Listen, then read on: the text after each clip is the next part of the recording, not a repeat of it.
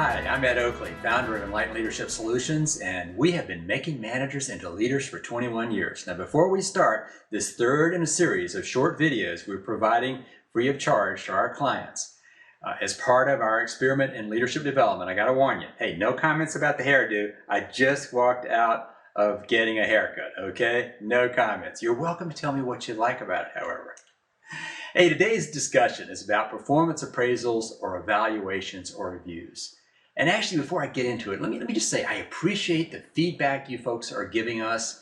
It has been very, very valuable, and it's really validating us doing these videos. So we appreciate it, and keep the surveys as well as the feedback coming. We appreciate it.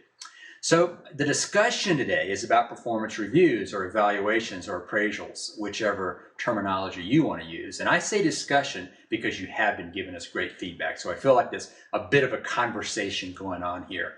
And we are listening to you, even though we aren't implementing everything right away, we are listening to you. Appreciate that. So the concepts and processes that we're going to share today will work anytime, anywhere, whether it is the traditional once a year performance discussion or any of numerous less formal reviews you hopefully are doing. In fact, if you aren't, when you see how easy this is and the value of it, you'll realize that you really can do the reviews much more frequently and not always so formally, and gain the benefit of doing them more frequently. That'll be a real value to you. Let's just assume that the intent then, as we get into this, of a performance review is to raise the level of performance of an individual from wherever it is to a new level of performance. Is that fair? Okay, so that's what we're going to go on. Perhaps one of the greatest concerns then about performance reviews is that the reviewee, the person being reviewed, won't take your feedback well. Isn't that a concern? And their performance won't get better is a concern. And in fact, it might even get worse because they'll be upset about the whole process. And yeah, that's a real concern. There is, however, a very simple solution to this potential problem. It goes back to human psychology. Now, got to warn you. Remember, I'm not a psychologist. I have a background in engineering. And so in a real sense, I feel like I'm a lot like you because many of you have technical backgrounds. You're very strong either educationally or experience or both in a very specific kind of job. And yet you don't have a lot of experience perhaps, like I didn't, in terms of a strong background in bringing out the best in people. So what I know is for this to work, these concepts and processes that we're going to talk about today, it's got to be simple and it's got to be practical. If it's not simple, you won't use it. And it's got to work when you go try it, right? Makes sense? Okay. I'd like to make a statement that I experience to be true. That's a bit of a context setting for this process. Don't ask me to do something different until you have first acknowledged me for what I'm already doing. Does that ring true for you? See, if you do ask me to do something different than I'm already doing, what's the hidden message?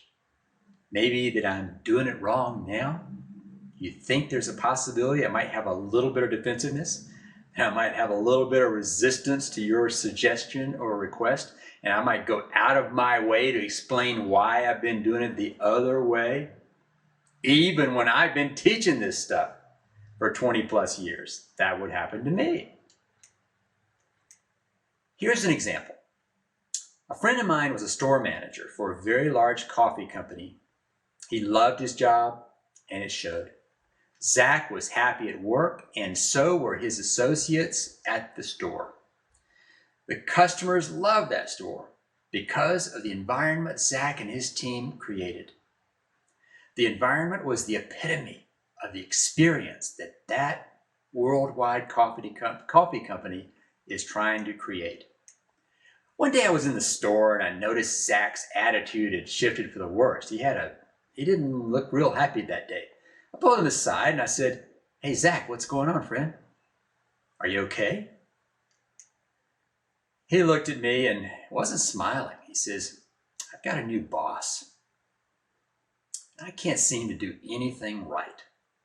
He seems to go out of his way to tell me what I'm doing wrong. I've even stepped up, tried to provide some leadership, and tried to talk to him about it. And talk to him about the kind of feedback that I'd like to have from him. And it hasn't done any good. In fact, I think he felt threatened by the discussion we had about that. Ed, he is nitpicking me to death. Within 6 weeks, Zach was gone from the job he loved so much. He couldn't deal with the what's wrong orientation of the new manager.